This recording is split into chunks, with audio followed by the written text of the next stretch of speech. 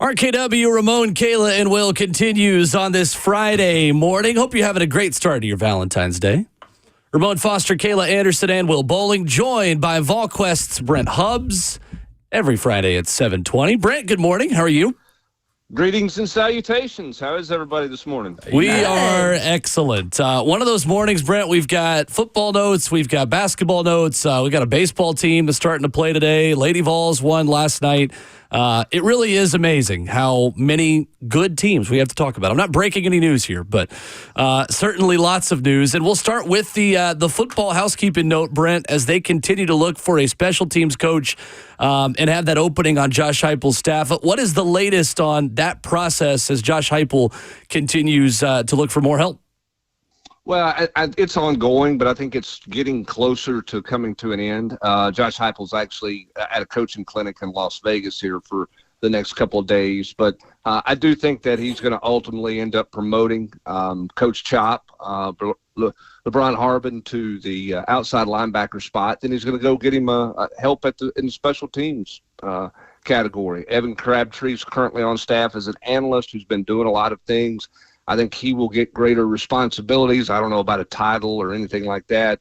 And then Josh has spoken with a couple of different veteran coaches who have some NFL and college experience as well. TJ Weist is a guy who was coaching special teams for the Baltimore Ravens. And then Joe Bonamagno is a guy who was head coach actually at one point in Central Michigan, but he's also been an experienced special teams guy both at the college and the NFL level. So I think he promotes from within for the outside linebacker spot, and then I think it's a bit collaborative with a veteran guy and with Crabtree in the special teams role. Now we'll see if that's where it lands, but that's where it feels like it's going right now.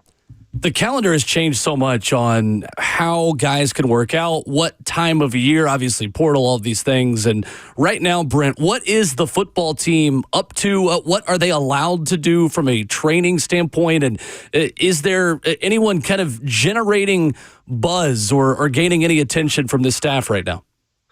Well, what you can do right now is obviously you can work out, condition, strength train, speed train, all those types of things with your strength coach. What's evolved a little bit in February is just the ability for coaches to interact with players and be more involved. And, used to they had to have an office with windows and could only glance down and see workouts and that type of thing. Now you can go down and be a part of workouts and help in that way. You can't get a football out and run plays and practice like that, but you can be more hands-on, more involved, and then you could do a bunch of film study stuff. And that's what they're doing right now with all those young guys. Is they're doing a ton of film study, trying to get them ready to go for spring practice. And we'll see. I mean, there's a lot of excitement about the athletic ability of this incoming class and what they look like. And certainly there's excitement about some second-year players who played some but maybe didn't play a lot, particularly at the linebacker level. When you look at where Edward Spillman is and what you think of him, Jordan Burns is a linebacker that they thought would play last year, but he was hurt and didn't get to play. He would have definitely played teams, maybe some linebacker as well. So there's some excitement with what he looks like, what he can do. Edris Farouk at safety. All those guys, are generating some stuff, and that has to translate to the field. And I'm a little jaded in terms of all-season love affairs. Right. Having done this for 30 years, I've seen a lot and heard a lot of Tarzans in the off-season that ended up being Janes in the fall. And so I'm a little bit – I guess I'm kind of like you guys on your Valentine's love this morning. I'm a little bit jaded with some of that talk. So I don't get too caught up in, wow, this guy's going to be the next this or going to be the next that. It's got to translate on the field, and we'll get to start seeing that 3 weeks from today. Brent Hubbs with us this morning talking about hate and love and all the types of things. Hubbs took me back to a moment right there. This is a time of the year right here for me personally from 04 to 08 to where I'd see all of those new guys and those guys that played just a little bit more than me the year before and the hype behind them. And I would just think to myself, I can't wait to spring. I'm gonna murder everybody in front of me, man. And I absolutely love that, man. Toot my horn real quick. Won MVP like 2 times in the spring. I don't think anybody's ever done that except for me and David Ligon. But with that being said, who are your guys that do need to take that step? I was looking at the war room, man. You brought up a guy, Arian Carter and David Hobbs, man. One, I didn't realize both those guys had surgeries. What's the update on them and expectation, too?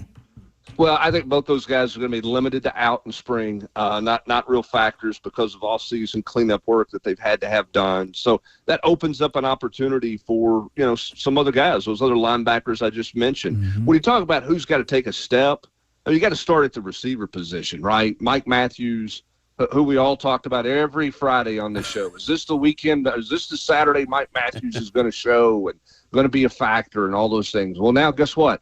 There isn't anybody in front of Mike Matthews. I mean, this is Mike Matthews' time. He's got to take a step forward. Chris Brazzell in year 2 in this offense has to take a step forward. And receivers typically in year 2 have made a pretty significant jump. You look at Jalen Hyatt, what he did, and you look at Brew McCoy before he got hurt a year ago. He was off to a great start in year 2. So you've seen that before. Ramel Keaton's another guy who took a real step forward. So, can Brazzell be that guy? Can Mike Matthews be that guy? Could Braylon Staley be that guy? They have to be. They don't have a choice because behind them are competing with them are guys who've been on campus since January. So those guys have to take a step. It's not even a, boy, you hope they take a step this spring. This is they have to take a step this spring. So, so it starts there with those guys. And then, what does a guy like Jalen McMurray do at the corner position with Jermod McCoy out? Who's going to step up and be a corner?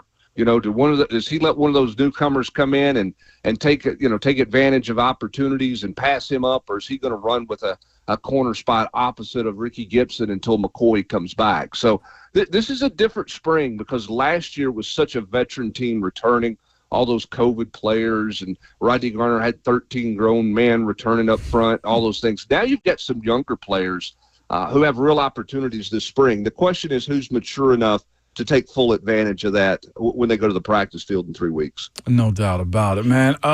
Speaking of hate still, I think a lot of Vols fans who follow the draft may end up hating what's going on in Indianapolis, man. Cooper Mays got snubbed as far as being invited to the combine. Even I was invited to the combine, Hubs. Like, what happened? Or did he have, honestly, too many starts under his belt, in your opinion? That's a great question. I don't know what goes through the process of combine. It's not like they slotted, hey, we're going to invite 40 linemen, it changes. The numbers do every year. So I don't know why they didn't want to see him. Obviously, there'll be a lot of people look at him at pro day here, but he didn't get any postseason all-star game love either. What? So, I think people are looking at size. There's some concern there, but he's going to have to go prove himself in some individual workouts in his pro day at Tennessee and go from there. For offensive linemen, you would know this better than me. Yeah. You can go up and show your explosiveness. You can show your 40 time. You can, I guess, show your bench time. But, that's a little different than working a drill and really getting into some stuff with linemen. Now, I don't know. We don't see all the lineman workouts when you watch it on TV, right, on the NFL Network. They just show I don't know what all linemen actually do. The agility, side to side, back and forth, up, down. Yeah, and you're right. He can do that on campus. Yeah. So, but I'm sure he's disappointed he didn't get the invite. And again, this is a deep draft, so there's probably more people left out this year than you would typically think. But you got all those COVID year guys. You got a lot of people, who are coming into the draft that maybe are not elite players, but the value in day 3 of this draft, you'll hear Coach Mack and Rhett and all those guys talk about it when you guys have them on. The value that's going to be there in day 3 of this draft is going to be much higher than what it's been in years past because just the depth of the draft with all the COVID kids finally being done. Brent Hubbs, our good friend at VolQuest, joins us every Friday at this time here on RK-Dub. Let's go to the recruiting side, Brent. And I know recently Tennessee defensive line commit Tyson Bacon was at the Under Armour Atlanta camp, and his stock is definitely rising, hearing from some other schools. But what makes you guys confident that he's good here in Tennessee? I think because Tennessee was on him so early. And was so involved and so committed to him early in terms of prioritizing him. I think, the proximity for him is good. He's hearing from Alabama and Georgia and Florida. And look, at some point, Tennessee will, I'm sure, have to fight because when you commit as early as Tyson did, you get a little bored with the process or not being involved in the process because all the people you're talking to, all your buddies and people you see at camps, they're getting ready to go on 4 or 5 official visits and you've already eliminated all of that. So the question is, does he decide to take a surprise visit? Tennessee's got to continue to, work their relationship there and continue to dive into that relationship and make him the priority as a committed player that he was before he committed to Tennessee. And that's always a challenge in recruiting. But, 6'4", 263, 31.5-inch arms. He's everything you're looking for in a defensive lineman coming out of high school. And everybody's seeing that. Tennessee just seemingly saw it before everybody else did. And he had some affinity for Tennessee before he ever really got into the recruiting process as well. Brent Hubbs with us this morning on RK-Dub. Let's move to the hardwood. And another kind of disappointing situation for the Vols is they're swept by Kentucky this season. Is this, Brent, just a bad matchup? Or at this point, should we be concerned about this Tennessee team headed into the end of the season, the regular season? Well, yeah, it's probably not the best matchup, but postseason's all about matchups. So you got to learn to win all different kinds of matchups. And there's a lot of things from that game that bother you. One, you allowed Kentucky again to make 50% of their three-point shots in the game. And I understand Rick Barnes says, well, the threes didn't really beat us. Well, 50% from three is still 50% from three, 12 of 24. That's a lot of buckets. That's a lot of points that you scored. On the flip side, you didn't shoot the ball very well at all from that side of the floor. 3 of 18 compared to 12 of 24 is a big difference. So I do think the threes were a big factor in the outcome of that game. I think if you're looking at potential, quote, red flag or concern, it's what they did in the last 5 minutes of the game, the last 4 or 5 minutes of the game. Tennessee didn't make but one shot from the field, I think. Maybe two. Kentucky goes 5 for 5. Tennessee never got a stop. For a team and a program through Rick Barnes that prides itself in defense, to not get a stop down the stretch when you've got a lead or the game's tied at that point. I think when the game was tied at 58, Kentucky made their last 5 shots from the field, plus their free throws. You've got to get stops there, and that's what you pride yourself on, is getting stops. Kentucky made a couple of threes in that run, but they also drove the ball to the basket. You gave them an and one. You put them on the free throw line a couple of times. They hit a couple pull-up jumper in the paint, and then they hit a dunk. So they carved you up going to the paint down the stretch. You cannot lose your defensive principles in the final 5 minutes of a basketball game, because you're going to get into March and you're going to be in a tight game like that, a one-possession game, where you're not going to outscore an opponent down the stretch, because that's not who you are. You have to get stops. For me, that's the biggest red flag coming out of that game, is the fact that they did not get stops in games like that. They've been in 3 games where it was a one-possession game with 5 minutes to play. It was either tied or Tennessee was trailing. And in one of those games at Texas, they won. They lost the game at Auburn, and then they lost the game at Kentucky. The Auburn one, whatever. Both those things were even down the stretch. Auburn makes a bit of a fluke play. You didn't get the benefit of a great call or of a call on a travel. I can wash that one away. What you have a hard time looking at is the inability to get a stop down the stretch in Lexington, Kentucky. They've got to fix that immediately. VolQuest's Brent Hubbs joining us this morning on Ramon, Kayla, and Will. Brent, you guys wrote about it in the War Room as well, that you kind of are what you are at this point in the college basketball season. It's 100% true.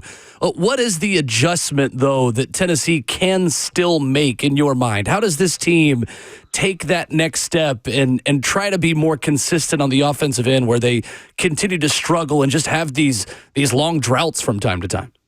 Well, I think this team has to find a way to get to the free throw line. I just don't know that. I just don't know that you're going to do that. Chaz Lanier drove in and dunked it and posterized a Kentucky player and dunked the ball, and that's the first time we've really seen that all season long. And I love Chaz Lanier. I like a lot of the things that he does in his game, but they need somebody in that group of players that they rely on offensively, night in and night out, has to evolve as a scorer, not a shooter. A guy, and Ron Slay can talk about this when he comes on. He knows this game a heck of a lot better than I do. But Tennessee's got a bunch of shooters on their team. They don't have any problem with shooters. Now, they don't make enough of them at times. But when you're not making a shot, how do you go get a bucket? How do you get points? Well, you get to the free throw line. You get to the rim. You see a ball go in the hole closer to the basket. Tennessee lacks that. Now, who does that become? Is that Ziegler? It's hard to do at 5'7", right? Gainey tries, and you would like to see Gainey make some of those shots. But I think the question becomes, for this team, how do you go get a basket when it's not going in? Look, when you do what you did at Oklahoma in the first half, it's beautiful. And Rick Barnes is right. You coach till you're, 227 years old if you're making shots. But what do you do? How do you create offense when you can't make shots from the perimeter? And that's where Tennessee struggled. Now, Tennessee shot the ball 50% in the second half at Kentucky. They made 7 of their first 8 field goals in the second half, and we're still behind. So is it an offensive issue, or is it defensively? I can promise you Rick Barnes is going to lead to the defensive end of the floor, because when you come out and shoot 80% to start the second half in the first 8 or 9 minutes, you're supposed to take the lead.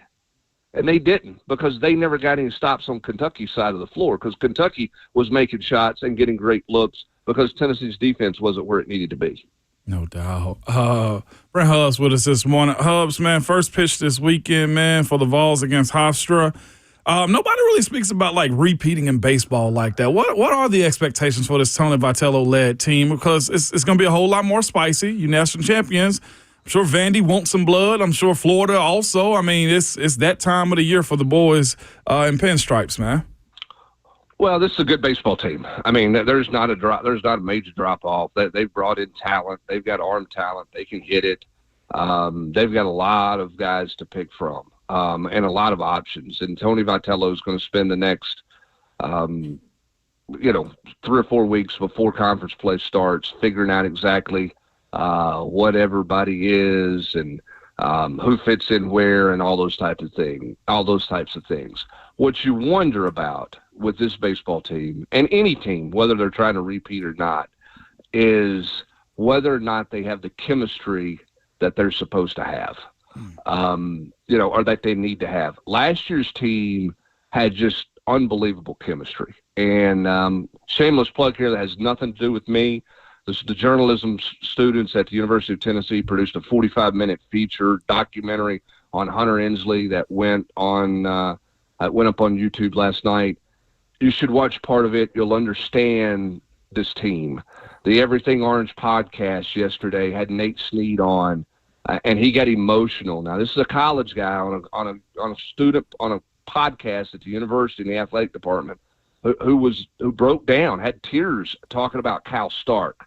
That's the bond that last year's team had. Ramon, you've been on teams. Mm-hmm. You've been on teams that were really talented, and it just didn't come together, and you never lived up to the expectations.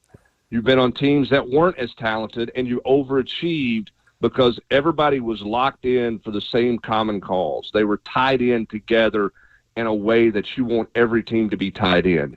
Last year's team was so tied in, Tony Vitello filled out the lineup card and became a spectator. Very few decisions he had to make.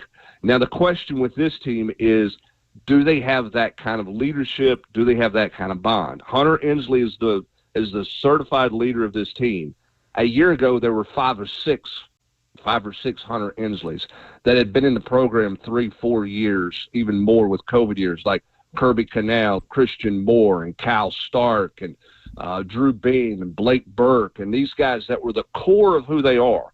Their core is not as deep as it was a year ago. So can they all gel together? Can this talent gel together like they did, last year or close to what they did last year? I don't know that Tony will ever have a year in coaching like he had last year in terms of talent rich with the camaraderie and the buy-in to the same common cause that group had last year. It was really, really special, Ramon.